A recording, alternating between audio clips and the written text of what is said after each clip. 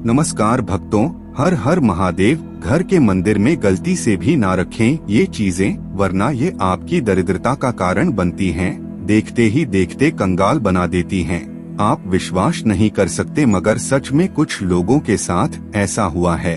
उन्होंने खुद हमें बताया है। आप सभी को इन चीजों के बारे में जानना जरूरी है, क्योंकि आप सभी के घरों में भी मंदिर जरूर होगा और आप लोग भी जाने अनजाने में इन चीजों को अपने घर के मंदिर में जरूर रख रहे होंगे।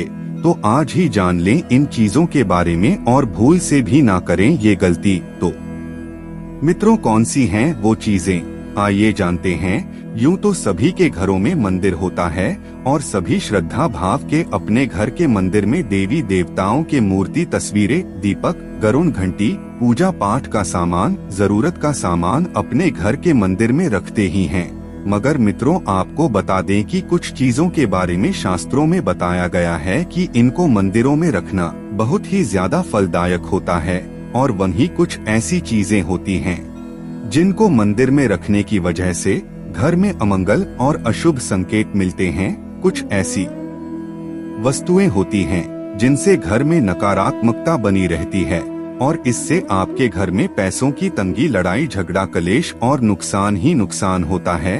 तो मित्रों, आज के इस खास वीडियो में हम आपको ऐसी 5 चीजों के बारे में बताने जा रहे हैं जिन चीजों को घर के मंदिर में रखना बेहद ही अशुभ माना जाता है।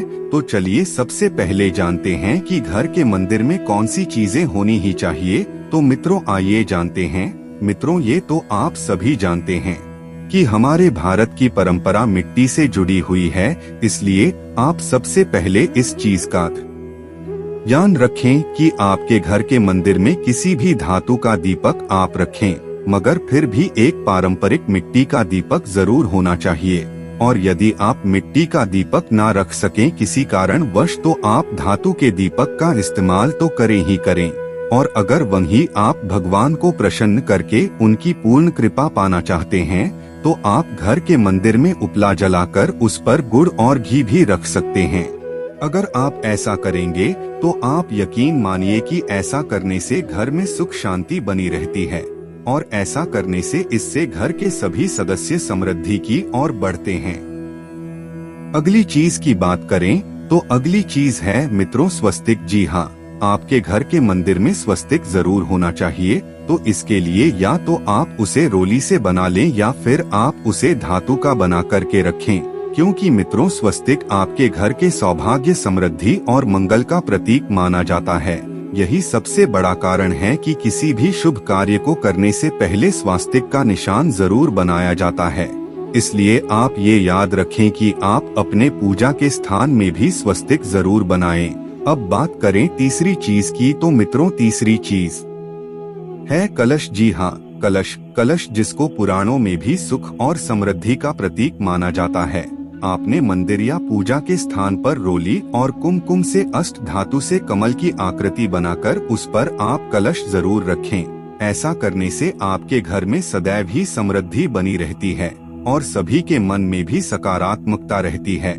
अब बात करें अगली जरूरी चीज की। तो आपको बता दें कि बहुत कम लोग ये बात जानते हैं कि शंख समुद्र रत्नों में से प्राप्त 14 रत्नों के साथ बाहर आया था। शंख जो है महालक्ष्मी के साथ उत्पन्न हुआ था, जिसकी वजह से माता लक्ष्मी को शंख बहुत प्रिय है। इसके साथ ही शंख को सकारात्मक ऊर्जा फैलाने का एक सबसे बड़ा स्रोत भी माना जाता है और माता लक्ष्मी को प्रसन्न करने के लिए भी पूजा के स्थान पर शंख रखना बेहद ही आवश्यक है। अब इसमें अगली चीज है घंटी। जी हाँ, मंदिर में आपने सभी के यहाँ घंटी जरूर देखी होगी, क्योंकि घंटी शुभ मानी जाती है। इसलिए जिस स्थान पर मंदिर हो वहाँ पर घंटी बजाने की आवाज शुभ मानी जाती है। ऐसा कहा जाता है कि घंटी की आवाज वातावरण को शुद्ध और पवित्र करने का काम करती है। तो मित्रों, जिस घर में पूजा के दौरान घंटी बजाई जाती है, उस घर के आसपास से नकारात्मकता हमेशा के लिए दूर हो जाती है। मगर पूजा के दौरान घंटी बजाने के कुछ नियम हैं, जिसको अगर आप जानना चाहें तो आप उस वीडियो को आप हमारे चैनल पर जाकर भी देख सकते हैं। तो मित्रों, घंटी बजाने से पूजा में आपके घर में समृद्धि के दरवाजे अपने आप ही खुलने लगते हैं। इसलिए दोस्तों मंदिर में घंटी भी अवश्य ही होनी चाहिए। तो मित्रों ये तो बात हुई उन वस्तुओं की जो आपको अपने मंदिर में अवश्य ही रखनी चाहिए। अब बात कर ले सबसे जरूरी चीज की, जो उन वस्तुओं के बारे में है जो कि आपके मंदिर में भूल कर भी नहीं होनी चाहिए, जिनको पूजा घर में रखने से आपको आपकी पूजा का फल प्राप्त नहीं होगा। तो मित्रों उसमें सबसे पहली है गणेश जी की मूर्ति। तो मित्रों सबसे पहले बात करते हैं मूर्तियों की। तो शास्त्रों में बताया गया है गणेश जी की मूर्ति कभी भी अपने घर के मंदिर में ना रखें विषम संख्या में। जी हाँ, कभी भी गणेश जी की मूर्ति घर के मंदिर में 1, 3 या 5 की मात्रा में ना रखें, क्योंकि इसे अशुभ माना जाता है।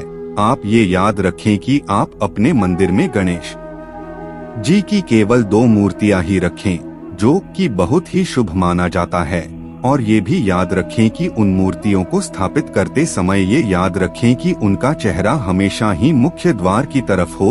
अब बात करें अगली हनुमान जी की मूर्ति की। तो मित्रों आपको बता दें कि हनुमान जी की मूर्ति या तस्वीर को आप घर के मंदिर में तो रखें, मगर कभी आप उसे अपने बेडरूम में ना रखें। जी हाँ, जिस रूम में पति पत्नी सोते हैं उस कमरे में कभी भी हनुमान जी की मूर्ति या तस्वीर ना लगाएं। और अगर आप घर के मंदिर के अंदर भी हनुमान जी की मूर्ति रख रहे हैं तो ये याद रखें कि कभी भी हनुमान जी की कड़ी हुई मूर्ति या तस्वीर नहीं रखनी चाहिए। हमेशा ही याद रखें कि मंदिर के अंदर हनुमान जी की बैठी हुई मूर्ति जो कि श्री राम जी की मूर्ति के सामने हो, ऐसी ही मूर्ति या तस्वीर रखनी चाहिए, क्योंकि ऐसा करने से हनुमान जी प्रसन्न होते हैं और घर में सुख शांति बनी रहती है। अब बात करें अगली चीज की। तो मित्रों अगली चीज है टूटे हुए चावल। जी हाँ, अपने घर के मंदिर में कभी भी टूटे हुए चावल ना रखें।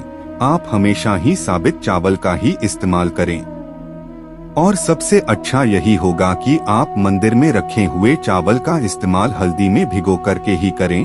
अब बात करें अगली। तो मित्रों आपको बता दें कि आप घर के मंदिर में जहाँ आप भगवान की मूर्ति या तस्वीर रखते हैं उसमें सिर्फ भगवान की मूर्ति और तस्वीरों को ही रखें। उसके आसपास या उस मंदिर में कभी भी पूर्वजों की तस्वीर या फिर अपने गुरु की तस्वीर ना रखें। इसके साथ ही अपने घर के मंदिर में भैरव जी और शनि देव की मूर्ति या तस्वीर भी स्थापित ना करें, क्योंकि मित्रों इनकी साधना तंत्र मंत्र के द्वारा की जाती है। क्योंकि भैरव देव, शनि देव और माता काली की पूजा कोई सरल पूजा नहीं है, इनकी पूजा तंत्र मंत्र से होती है।